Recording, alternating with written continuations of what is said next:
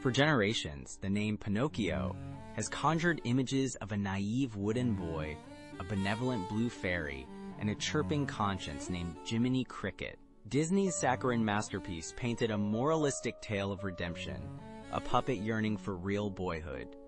But what if I told you that the truth, as penned by Carlo Collodi in 1883, was a grotesque shadow of this beloved fable?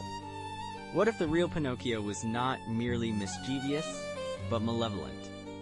A wretched, ungrateful creature whose journey through life was a brutal, often horrifying descent into the consequences of his own depravity. Prepare yourselves, for history is written by the victors. This is the other chapter. This is the story Disney dared not tell. Our tale begins not in a whimsical workshop, but in the desperate poverty of late 19th century Italy. Collodi's original serial, The Adventures of Pinocchio, was a stark reflection of the harsh realities of the time, a far cry from the sanitized dreamscape we know. Geppetto, not a kindly old craftsman, but a destitute, hungry carpenter, fashions Pinocchio not out of love, but out of necessity and a touch of madness. And the moment Pinocchio takes shape, he is not a blank slate, but a creature of immediate, shocking ingratitude. He kicks Geppetto, steals his wig, and flees into the streets, a symbol of untamed, selfish childhood. From his very genesis, this puppet is a problem, a burden, a child who brings only sorrow and chaos into the world. In this desolate world, a small voice of reason attempts to penetrate Pinocchio's wooden skull. The talking cricket, an ancient insect dwelling in Geppetto's humble abode, offers sage advice, attempting to guide the wayward puppet. The cricket speaks of the importance of obedience, of studying, of finding an honest trade.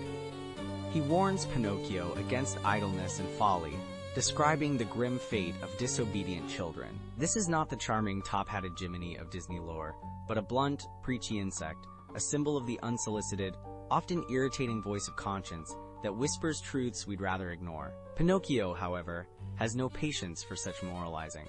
His ego is as wooden as his body, his temper as sharp as a chisel. He scoffs at the cricket's wisdom, his heart devoid of empathy or respect. When the talking cricket dares to utter the words, "Woe to those boys who rebel against their parents and who abandon their home," Pinocchio snaps. Enraged by the inconvenient truth, seeing only an annoyance, a barrier to his immediate desires, the puppet acts with swift, brutal malice.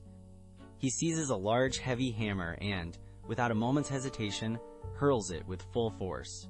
The talking cricket, the embodiment of his nascent conscience, is struck instantly, crushed against the wall, silenced forever. Pinocchio, the hero, is a cold-blooded murderer. With the voice of conscience brutally extinguished, Pinocchio's path diverges sharply into recklessness. He continues to shirk responsibility, preferring the thrill of mischief to the discipline of school. One frigid night, after a day of fruitless wandering and the rejection of honest labor, Pinocchio returns to an empty house, Geppetto having gone to find food. Desperate for warmth, the foolish puppet places his feet on a burning stove, heedless of the danger. He drifts into a deep sleep, and by morning the horrific truth is revealed. His wooden feet, scorched and charred, have burned completely off. He is left a helpless, immobile stump, a grotesque monument to his own heedlessness. Upon Geppetto's return, he finds not a contrite puppet, but a weeping, self-pitying figure, manipulating his father with cries of hunger and promises of reform. Geppetto, with the boundless, heartbreaking love of a parent for a wayward child, sacrifices his last 3 pairs, peeling them for his son. But even in this moment of vulnerability, Pinocchio demands they be eaten whole, demonstrating his ungrateful nature. Only after hunger truly bites does he consume the pear cores. Geppetto, despite Pinocchio's monstrous behavior and the immense cost of replacing the feet, carves him a new pair, enduring cold and hardship for the son who offers him nothing but grief. This is the brutal portrait of unconditional love in a world devoid of easy answers. Despite his near-fatal brush with fire, Pinocchio's fundamental character remains unchanged. His newly restored feet, rather than serving as a lesson, become tools for further folly.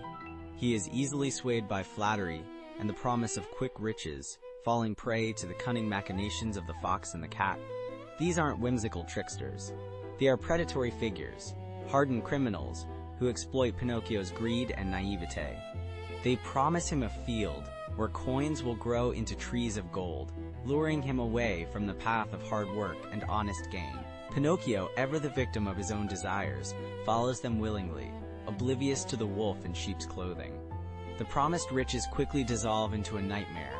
After burying his coins in the fraudulent field of miracles, Pinocchio returns to find them gone, stolen by the very companions who promised him fortune.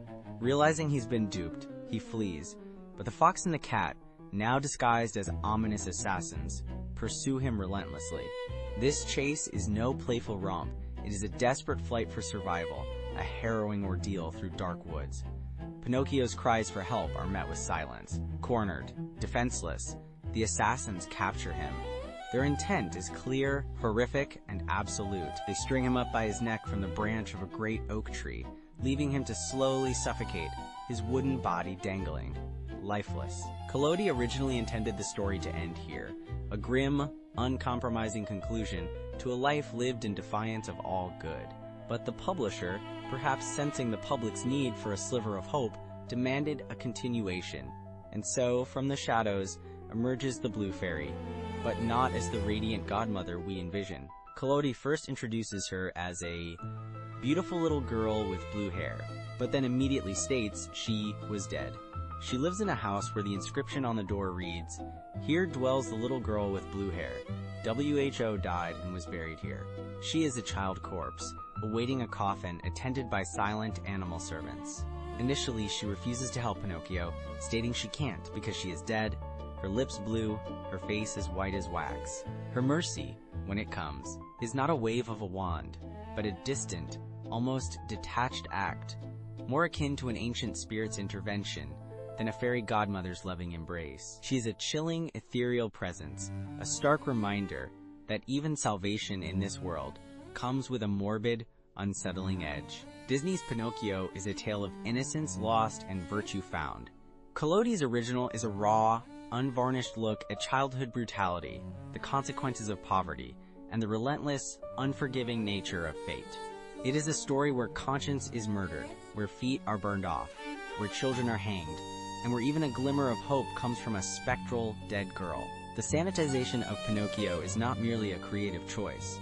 It is a historical revision, a deliberate act to shield us from the uncomfortable truths about human nature and the harsh realities that shape us. The victors write the history, but the 8th chapter exists to peel back the layers of comfortable illusion, to reveal the dark, authentic narratives buried beneath. What other tales have been softened for consumption, their true, grisly lessons forgotten? We will find them.